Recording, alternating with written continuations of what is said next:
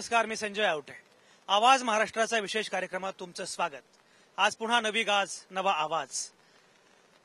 माझ्या मागे काय आहे हे खरं म्हणजे वेगळं सांगण्याची आवश्यकता नाही, कारण एवढ्या त्या फ्रेम्स आणि ते सगळं आता बऱ्यापैकी महाराष्ट्राला माहिती झालेलं आहे. हीच ती सावित्री, ज्या सावित्रीनं रौद्र रूप धारण केलं आणि त्याच्यामुळे जे काही घडलं ते आपल्याला माहिती आहे. पण मुळामध्ये जो प्रश्न आपण विचारत होतो तोच प्रश्न पुन्हा आहे की हे जे बळी घेतले ते बळी कोणी घेतले? सावित्रीनं घेतले, पुरानं घेतले, पावसानं घेतले? हे बळी कोणी घेतले नक्की? हे बळी यंत्रणेने घेतले का? हे बळी सरकारनं घेतले का? कोणी घेतले माहिती नाहीये, पण इथं अनेक माणसं मृत्युमुखी पडलेली आहेत, अनेक जण बेपत्ता आहेत, त्यांचे नातेवाईक हताशपणे या सावित्री काठी उभे आहेत. अनेकांचा कणा मोडलाय. काय करायचं? सहजपणे फिरायला म्हणून लोक बाहेर गेले, कुठल्या तरी बसमध्ये होते, कुठल्या तरी तवेरामध्ये होते, कुठल्या तरी कारमध्ये होते, आणि अद्यापही ती माणसे मिळत नाहीयेत. ही माणसं कधी परत येतील? जिवंत नाहीत, किमान मृतदेह तरी. अशा प्रकारे लोक वाट बघतायत. माझ्या मागच्या बाजूला जो दिसतो आहे तो आहे नवीन बांधलेला पूल. त्या पुलावरून सगळी ये जा आता सुरू आहे. आणि त्याच्या शेजारचा जो पूल कोसळला तो ब्रिटिशकालीन 100 वर्षांपूर्वीचा पूल. 100 वर्षांपूर्वीचा तो पूल होता. खरं म्हणजे तो पूल कालबाह्य झाला हे सांगितलं होतं, पण तरी सुद्धा पुन्हा त्याच्यावरून वाहतूक सुरू ठेवली आणि त्यामुळे तो पूल कोसळला. अनेक बस, अनेक कार, अनेक गाड्या, अनेक माणसं वाहून गेली.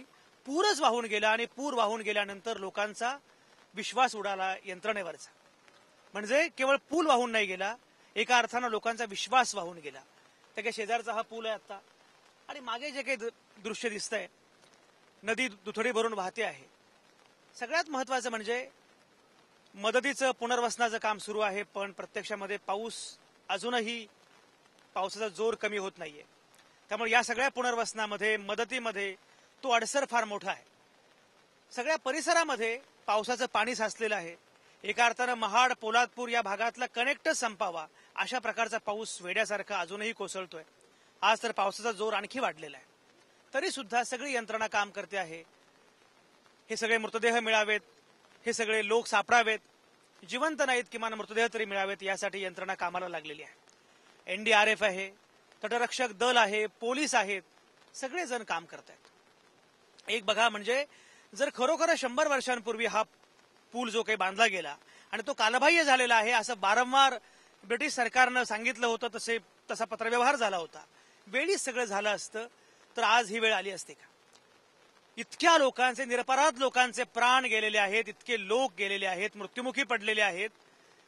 ज्या घरातली ही माणसं गेली त्या घरची अवस्था काय असेल? त्या कुटुंबांची अवस्था काय असेल? कित्येक कुटुंब वाऱ्यावर पडलेली आहेत. अशा वेळी, आणि सगळ्यात महत्वाचं म्हणजे आता पूर्ण यंत्रणा कामाला लागलेली आहे. आपला अगदी जीवाची बाजी लावत हे सगळे लोक काम करतायत. आणि हे सगळेजण काम करत असताना सरकार नावाची यंत्रणा अपुरी पडली अशीच तक्रार सगळ्यांची आहे. म्हणजे ही दुर्घटना घडल्या जो एक महत्वाचा कालावधी होता, त्या कालावधीमध्ये जर हे घडलं असतं, लगेच काम सुरू झालं असतं, तर कदाचित आणखी काही मृतदेह सापडले असते, काही जिवंत लोक सुद्धा सापडले असते. तुम्ही कल्पना करा, जो फोर्स आहे या नदीला, या पाण्याला, ज्या गतीनं पाणी वाहत आहे, ज्या फोर्सनं पाणी वाहत आहे, अशा याच्यामध्ये जर एखादी बस कोसळली, एखादा माणूस पडला, एखादी कार कोसळली, तर या सगळ्या फोर्समध्ये काय होईल? त्या बसचं काय होईल? त्या गाडीचं कसं काय तुम्ही जिवंत सापडणार आहात? एवढी अवस्था वाईट आहे. शिवाय हा सगळा परिसर जो आहे, सावित्रीचा सगळा जो परिसर आहे, नदी जी आहे, ते प्रामुख्याने मगरींसाठी ओळखले जातं. अशा वेळी इतक्या धोकादायक अवस्थेमध्ये एखादा माणूस जिवंत सापडणं ही जवळपास अशक्य वाटावी अशी गोष्ट आहे. पण तरी सुद्धा लोक प्रयत्न करतायत. मृतदेह काही काढण्याचं काम सुरू आहे. आज 5 मृतदेह सापडलेले आहेत. यंत्रणा काम करतेच आहे, यंत्रणेनं काम केलं पाहिजे. पण यंत्रणेसोबत असे काही लोक आहेत की जे सरकार नाहीयेत, जे सरकारचा भाग नाहीयेत, सर्वसामान्य माणसं आहेत. आणि ही सर्वसामान्य माणसं आपापल्या परीने प्रयत्न करतायत. या माणसांना कोणी पैसे देत नाहीये, या माणसांना कोणी बोलावलेलं नाहीये की तुम्ही इथे या, पण त्यांना असं वाटतं की मी माणूस आहे, ही पण माणसं आहेत. रक्ताचं नातं नसेल, बाकी कुठलंही नातं नसेल, पण माणूस असण्याचं नातं आहे. आणि म्हणून जेव्हा जेव्हा आपत्ती कोसळते तेव्हा आपल्याला माहित आहे की प्रकाश मेहतांसारखे काही लोक असतात. अशा वृत्तींचं दर्शन पण घडतं. जे पालक आहेत, जे पालकमंत्री आहेत, ते मालकासारखे वागतात.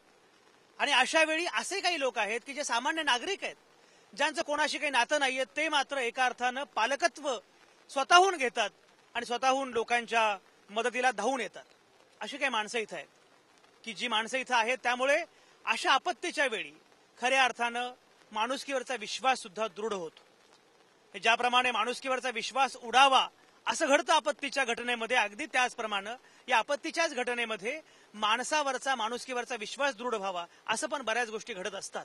जेव्हा मी या माणसांकडे बघितलं की ज्या पद्धतीने स्वतःचा जीव धोक्यात घालून जीवाची बाजी लावत ही माणसं काम करतायत, तेव्हा मला असं वाटलं की अरे यांच्याशी बोललं पाहिजे. कारण खऱ्या अर्थानं ही मंडळी जे काम करतायत ते काम फार महत्वाचं आहे. मी जेव्हा मगाशी येत होतो तेव्हा इथे मला हा ग्रुप दिसला आणि मला सुरुवातीला असं वाटलं की काही सरकारी पथक आहे की काय, कारण रेस्क्यूसाठी सध्या सरकारी वेगवेगळी पथकं आता नियुक्त केलेली आहेत. पण मला नंतर कळलं की हा एक ट्रेकर्सचा ग्रुप आहे. खरं म्हणजे ट्रेकिंग हा म्हटलं तर छंद मानावा अशी अवस्था आहे. पण छंदाच्या पलीकडे या लोकांनी जे काही केलेलं आहे की हा छंद नाहीये. माणसं वाचवण्यासाठी, माणसं सांभाळण्यासाठी, माणसं जपण्यासाठी या ट्रेकर्स ग्रुपनं स्वतःहून ते आलेले आहेत. ते इथले जवळचे पण नाही आहेत, महाबळेश्वरचा हा ग्रुप आहे. पण जेव्हा जेव्हा कुठे काही असं घडतं तेव्हा तेव्हा हा ट्रेकर्स ग्रुप लगेच धावून जातो आणि आपापल्या परीनं काम सुरू करतो. मगाशी मी या ट्रेकर्स ग्रुपशी बोलत होतो. तुमचं नाव काय म्हटलं? संजय पार्टे, संजय मधुकर पार्टे, राहणार महाबळेश्वर. संजय, तुम्ही महाबळेश्वरचे आहात. महाबळेश्वरमध्ये सुद्धा बराच पाऊस आता कोसळतो आहे. अशा वातावरणामध्ये इथं यावं तुम्हाला कोणी या असं सांगितलं होतं का? नाही, असं कोणी सांगितलं नाही. पण सकाळी उठल्या टीव्हीवर बातमी पाहिली आम्ही आणि असं वाटलं की आपण या मदतीसाठी जावं. कारण आतापर्यंत आपण एक 216 लोकांचा मृतदेह बाहेर काढलेला आहे. वेगवेगळ्या ठिकाणी, म्हणजे कड्यावरून असेल, कुठं पाण्यात असेल, पुरात वाहून गेलेले असेल, आणि बऱ्याचशा ठिकाणी आम्ही स्वतःहून तिथं जाऊन मदत कार्य केलेलं आहे.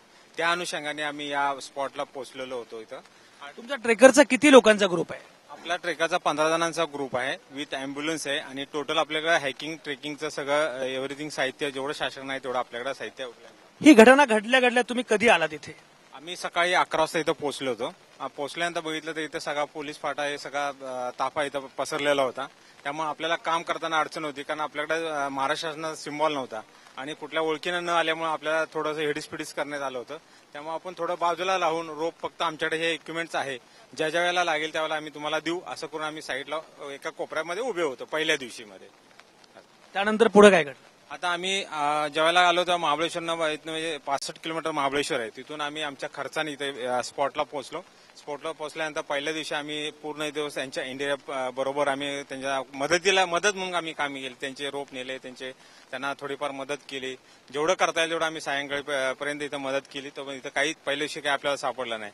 नंतर 6 वाजता त्याने ज्याच्या सोयी होत्या मुक्कामाच्या त्या ठिकाणी सगळे निघून गेले. आम्हाला मात्र कोण वाली नसल्यामुळे आम्ही पुन्हा महाबळेश्वरला, आम्ही आमच्या खर्चाने परत महाबळेश्वरला गेलो. आणि दुसऱ्या दिवशी सकाळी पुन्हा आम्ही आमच्या खर्चाने, आम्हाला ते राहवलं नाही की त्या बोड्या अजून पाण्यामध्ये आहेत, आपण काहीच करू शकत नाही. आपण आतापर्यंत इतक्या लोकांना, अनेक लोकांना जीवदान दिले, अनेक लोकांची मृतदेह आपण बाहेर काढलेले. तर आपला एक खारीचा वाटावा म्हणून आम्ही सेकंड डेला सकाळी 8 वाजता परत आम्ही 15 जणांची टीम अँब्युलन्स सहित आणि किट सहित पुन्हा आम्ही ह्या स्पॉटला आलो. दुपारी 3 वाजेपर्यंत आम्ही ह्या स्पॉटला वेगवेगळ्या ठिकाणी काम करत राहिलो आणि ऑब्झर्व्हर जास्त केलं, म्हणजे नदीतनं काय वाहून जाते का काय, अशा पद्धतीचं जे ग्राउंड लेवलवर जे काय असतं पद्धती, म्हणजे लंगर टाकणे, हे टाकणे, अशा पद्धती आम्हाला इथं काय आढळून आले नाहीत. तर ह्या सगळ्या मॉडर्न स्टाईल असल्यामुळे किंवा ह्या ज्या गावठी पद्धती ज्या असतात ते करणं फार गरजेचं असतं. लंगर टाकणे, हे करणे, त्याच्यात ऑब्झर्व्हरनं आपल्याला बरेच काही मिळू शकतं, काही दिसू शकतं किंवा अनुभवू शकतं. अशा अनुभवाची पण इथं गरज होती. आम्ही काही मच्छीदारांनी आम्हाला थोडीसा त्यांची साथ मिळाली. मग आम्ही शेवटी इथं कंटाळून आम्ही 4:30-5ला आम्ही टेंभुर्णीच्या त्या साईडला गेलो. तर त्या साईडला जो संध्याकाळचा जो शेवटचा मुलाचा जो मृतदेह वाहून आला होता, तर त्या मुलाला आम्ही आणि आर्मी रेस्क्यू टीम जिथं जे कोल्हापूरची होती, अशा मदतीने आणि मच्छीमाराच्या मदतीने त्यांनी बाहेर काढला आणि तिथून आपल्या अँब्युलन्समध्ये ते आम्ही हॉस्पिटलला घेऊन आलो. हॉस्पिटलला त्याला ठेवण्यात आलं.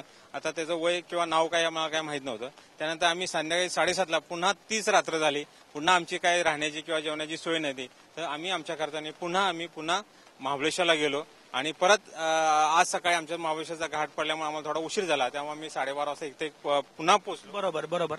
एकूण सगळी जी काही रेस्क्यू तुमची टीम आहे, या टीम मध्ये तुम्ही पण काम करता ना? कोण तुम्ही काम करता. बरं, मला सांगा की काय पद्धतीनं यंत्रणा असायला पाहिजे होती आणि कुठल्या चुका नक्की होत आहेत? इथे आता जसं सरांनी सांगितलं की काही म्हणजे लंगर टाकून किंवा काही अशा प्रकारचे काही यांनी केलेच नाहीत. फक्त बोटीत फक्त राऊंड मारून येतात आणि त्याच्यानंतर हे करतात. तर ह्याला काय उपयोगच नाही ना त्याचा. तुम्हाला असं वाटतं का की सरकारी ज्या प्रकारे यंत्रणा मजबूत पाहिजे त्या प्रमाणात ती नाहीये? त्याप्रमाणे मजबूत नाही जे सर, कारण जसं सांगितलं बघितलं तर जेवढा तुम्ही इंडिया आपल्याला जेवढं पुरवता तेवढं आमच्या एनजीओला जर तुम्ही आम्हाला प्रोव्हाइड केलं, आम्हाला जर प्रोत्साहन दिलं तर त्याच्या दुपटीने किंवा 4 पटीने आम्ही आपलं काम करू शकतो. आणि तेवढे आमच्यात गड्स आहेत की आम्ही समजा क्षणभर असं गृहीत धरा की तुम्हाला मदत करत नाहीत, ते सोडून द्या. म्हणजे तुमच्या मदतीशिवाय पण जर ते करत असतील तर उत्तमच गोष्ट आहे. पण त्यांच्या यंत्रणेमध्ये काय कमतरता आहे असं वाटतं? पहिल्या दिवशी आम्ही पाहिलं तर ते फक्त 300 मीटर पर्यंत त्यांचं ऑब्झर्व्हर चालू होतं. पण आपल्या पाण्याचा फ्लो पाहता आणि हे जे तुटफूट झालेली आहे पुलाची याचा प्रभाव जो पाहता, तर त्या अनुषंगाने जे इथून ते किमान 1 किलोमीटरच्या अंतरापर्यंतच आपल्याला काहीतरी मिळू शकतं. आम्ही पहिल्या दिवशीच हे सिद्ध केलं होतं आणि आजही आम्ही त्या गोष्टीवर ठाम आहे की 500-300 मीटर सोडून द्यावं. त्याच्यापेक्षा फ्लो जास्त असल्यामुळे त्याच्या पुढे आपल्याला प्रॅक्टिकल काम करण्यात यावं. पण कसं आहे, आज एक शासकीय यंत्रणा असल्यामुळे आपण त्यांच्या अगेन्स्ट काम करू शकत नाही. त्यामुळे आपण फक्त काठावर बसून पाहायची भूमिका एवढंच करणं आमच्याकडे राहिलेलं आहे. तुम्ही ज्या प्रकारे आता काम करता, प्रामुख्यानं रेस्क्यूचं काम तुम्ही काय काय करता? तुम्हाला हे सगळं प्रशिक्षण कुठे मिळालं? प्रशिक्षण सर आम्ही सरांच्या मार्गदर्शनाखाली घेतलेलं आहे. सरांपासूनच शिकलेलो आहे आम्ही. सरांनी शिकवलं त्या पद्धतीने आम्ही काम करत आलेलो आहे. कड्यात उतरणं, रॅपलिंग आहे, ट्रेकिंग आहे, स्विमिंग आहे. सरांनी आम्हाला शिकवलं. बरेचसे कॅम्प आमचे दर महिन्याला होतात महाबळेश्वरला. प्रत्येक 1.5 महिन्यातून 2 महिन्यात आमचे कॅम्प होतात. त्याच्यामध्ये ट्रेनिंग दिले जातं आम्हाला. तिथून आम्ही शिकलेलो आहोत. एक मला सांगा की आता तुम्हाला अधिकृतपणे असं काही परवाना आहे का? कारण समजा तुमच्याकडनं काहीतरी चूक झाली आणि त्यातून एखादा काहीतरी अपघात घडला किंवा तुमच्याच टीममधल्या एखाद्या सदस्याला अपघात घडला, कारण प्रत्येक ठिकाणचं स्वरूप वेगळं असतं, तर म्हणून तुम्हाला असं वाटतं का की तुम्हाला अधिकृतता येण्यासाठी काहीतरी वेगळ्या प्रशिक्षणाची आवश्यकता आहे? आम्हाला नॅशनल डिझास्टर मॅनेजमेंट न्यू दिल्लीचा ऑथॉरिटी पॉवर आहे आणि त्यांनी महाराष्ट्राने सांगितलेलं की सह्याद्री टीमला घेऊन आपण काम करावं. पण आज तागेत आमच्या कागदाकडे कोणी बघितलं नाही. आम्ही कित्येक वेळा मुख्यमंत्र्यांकडे सुद्धा आम्ही पाठपुरावा केलेला आहे, फायली पाठवलेला आहे. कित्येक वेळा महाबळेश्वरला व्हिजिट देताना सुद्धा आम्ही त्यांच्या हातात पत्र दिलेले की आम्ही नॅशनल डिझास्टर मॅनेजमेंट आम्हाला ट्रेनिंग आहे. नॅशनल डिझास्टर मध्ये आम्हाला जे ट्रेनिंग दिलं होतं, म्हणजे मी स्वतः पहिल्यांदा घेतलं, माझ्यानंतर हा सगळा ग्रुप गेलेला 15 जणांचा. ह्याच्यामध्ये आम्ही कड्यावरून खाली कोण पडलं, एखादी गाडी पडली तर त्या कॅज्युलिटी कशा बाहेर काढायच्या, पाण्यात वाहून गेलेली कॅज्युलिटी किती अंतरावर सापडेल, कशी सापडेल आणि कुठल्या अनुषंगाने सापडेल, आणि नुसता पोहताना पडला असेल तर तो कुठल्या अँगलमध्ये असेल, कुठल्या थिरीत सापडलेला असेल, किंवा एखादी बोट पलटी झाली तर ती बोट पडल्यानंतर बोटीमध्ये किती लोक आहेत आणि कुठल्या कुठल्या दिशेला जाऊ शकतात. असे आम्ही तुम्हाला उदाहरण सांगायचं म्हणजे 500चा ललित जैनचा जो मृतदेह सापडत नव्हते त्यावेळेला सुद्धा सर आर्मी, नौदल सगळे होते आणि आम्ही महाबळेश्वरनं फक्त 2 माणसं गेलो. सकाळी 12 वाजता काम केलं. हे 3 दिवस काम करत होते. आम्ही सकाळी 12:30 वाजता पोहोचलो. 12:30 ते 1:30 पर्यंत आम्ही काम केलं आणि ललित जैनचा मृतदेह दुपारी 2 वाजता आम्ही त्यांना वर काढून दाखवला. आम्ही एक शेवटचा मुद्दा मला सांगा की बाकीच्या ठिकाणचं रेस्क्यू ऑपरेशन आणि हे रेस्क्यू ऑपरेशन याच्यामध्ये फरक काय? हे जास्त चॅलेंजिंग आहे, हे जास्त आव्हानात्मक आहे, याच्यामध्ये अवघड नक्की काय? सर याच्यामध्ये अवघड बघितलं तर तसं काहीच नाही, कारण लंगर पद्धत यांच्याकडे बोटी सगळ्या आहेत. यांच्याकडे समजा बोटीला लंगर जर बांधले असते आणि ते असे साखळी, पाण्याचा फ्लो फोर्स एवढा मोठा आहे, पुढे समुद्र, ह्या सगळ्या याच्यामध्ये कसं काय करणार? पण जिथं हादसा झालेला आहे त्याच्या एक 300 मीटर पासून पुढे असे एक रोप बांधला असता आणि रोपला ते सगळ्या जे कॅरिबिन वगैरे युज करून लंगर जर बांधले असते आणि ते रोप दोन्ही साईडला बोट ठेवून ते जर असे ओढत नेले असते, कुठे ना कुठे तरी लंगर अडकला असता आणि 100% आपल्याला हे ऑब्झर्व करणं गरजेचं होतं. आणि हे पहिल्या दिवशीच ऍक्टिव्हेशन झालं. लंगर पाहिजे होता. लंगर सिस्टीम जास्त महत्वाची आहे. साधारण किती लोक बेपत्ता झाले असतील असं वाटतं? सर त्याच्याबद्दल काय अंदाज घेता येणार नाही, कारण आम्ही उशिरानं आल्यामुळे आणि सगळे टीव्हीवर जी चर्चा सुरू आहे त्याच्यानुसार काय वाटतं? चर्चेनुसार त्या साधारणतः 30-40 लोकांच्या आसपास तरी असू शकण्याची शक्यता आहे. आणखी 40 लोक असण्याची शक्यता आहे. ही सगळी माणसं काम करतायत. प्रत्येकाचं आपापलं असं काहीतरी एक काम करण्याची पद्धत आहे. काही जण थेटपणे रेस्क्यूसाठी पुढे आलेले आहेत, थेटपणे गेलेले आहेत आणि तिथे गेलेले असताना त्यांना असं वाटतंय की आमच्या परीने आम्ही प्रयत्न करू, लोकांचे जीव वाचवण्याचा प्रयत्न करू, मृतदेह जर मिळाले तर किमान त्यांच्या कुटुंबियांना शेवटचं दर्शन तरी घेता येईल, अशा प्रकारे प्रयत्न सुरू आहेत. दुसरीकडे काही मंडळी आहेत की जी इथे या सगळ्या लोकांसाठी प्रार्थना करतायत. त्यांना असं वाटतं की प्रार्थना हे केवळ शास्त्र नाहीये, प्रार्थना हे शस्त्र पण आहे आणि त्यामुळे आपण निश्चितपणे प्रार्थना करू शकतो, जे कुठले लोक आहेत, ज्यांचं जे काही झालेलं असेल ते असेल, पण त्यांच्यासाठी प्रार्थना करण्याचा प्रयत्न ही सगळी मंडळी करतायत. मगाशी जेव्हा मी आलो तेव्हा यांची प्रार्थना सुरू होती आणि मला एकदम धक्का बसला की हे काय सगळं सुरू आहे तुमचे. मला असं वाटलं की यांचे नातेवाईक कोणीतरी गेलेत. ते म्हणजे तुमचे नातेवाईक आहेत का? तर ते म्हणाला नहीं रिलेटिव नहीं है वो, लेकिन सभी तो रिलेटिव है, सभी इंडियन है, सभी ह्युमन बिईंग है. हा जो अप्रोच आहे, मी मगाशी जे म्हटलं की माणुसकीचा, काही नाही, ते प्रार्थना करतायत. प्रार्थनेमुळे काय होईल न होईल त्यांचा विश्वास है. मुझे एक बताइए कि जब मैं आ रहा था तो आपकी प्रार्थना शुरू थी और मुझे लगा कि शायद आपके कोई रिश्तेदार होंगे, तो आपने कहा कि रिश्ता तो है, ह्यूमैनिटी का रिश्ता है, मानवता का रिश्ता है. तो ये क्या है, किस लिए आप ये सब करते हैं? देखिए, ये हमारी एक ट्रस्ट है, अंजुमन दर्दमंदाने तालीम व तरक्की 98 की, और फिर एक बार नाम बताइए. अंजुमन दर्दमंदाने तालीम व तरक्की ट्रस्ट है. इसका मीनिंग, अर्थ क्या होता है हिंदी में? इसका जो है वो एक ऐसा ग्रुप, एक ऐसी जमात, एक ऐसा जो है वो ग्रुप है कि वो लोगों की तालीम के लिए और लोगों की तरक्की के लिए और लोगों की फलाह के लिए काम करती है, लोगों की जो आराम पहुंचाने के लिए काम करती है. तो ये 98 का रजिस्टर्ड ट्रस्ट है. ये हमारे अध्यक्ष है मुफ्ती रफीक साहब, और ये हमारी दूसरी पूरी टीम है. इसके अलावा हमारी 22 ब्रांचेस है पूरे कोकन में. और 2005 का फ्लड आया था, उस टाइम पर भी हमने जो है वो रिलीफ कैंप करके सांगली और मीरज तक जो है काम किया था. अल्हम्दुलिल्लाह अल्लाह ने हमको जो है तौफीक दिया, हम ये सब उसकी मेहरबानी से काम कर रहे हैं. और ऐसे गर्जू औरतों को और जो है वो बेवा जो होते हैं, विधवा औरतें हैं और बच्चे हैं, इनके भी जो मदद हम लोग करते रहते हैं. एजुकेशन और दूसरी यहाँ जो भी एक सुनिए मेरी बात, कि जब हादसा होता है, ये हादसे के बाद, डिजास्टर के बाद आप जो करते हैं प्रार्थना तो एक बात है, और क्या करते हैं आप? जी, ये तो हमने जो है वो कल ये जब हादसा हो गया, जब हमको पता चला परसों के दिन, तो हमने फौरन जो है वो मीटिंग की है कि हमको जो कुछ यहाँ पर करना चाहिए. तो पहले तो हमने जो है वो यहाँ के लोगों के लिए एक मैसेज कर दिया फौरन व्हाट्सएप पर कि हम हर तरह की हेल्प करने के लिए तैयार है. जो लोग रिलेटिव्स यहाँ पर आए उनके रहने के लिए हमारे यहाँ स्कूल है, वहाँ पर हमने हमारी हॉस्टल है, वहाँ पर हमने जो उनके रहने का इंतजाम किया है, उनके खाने का, उनके नाश्ते का. हमारी एम्बुलेंस है, फिर आवाज ग्रुप की कितने लोग हैं कि जो अब इस डिजास्टर के बाद आपके यहाँ खाना खा रहे हैं, सो रहे हैं? हम लोग सोने के लिए तो रात में 40-50 लोग कल थे, और आज की रात जो अभी गुजरी उस रात में जो वो 35 लोग थे.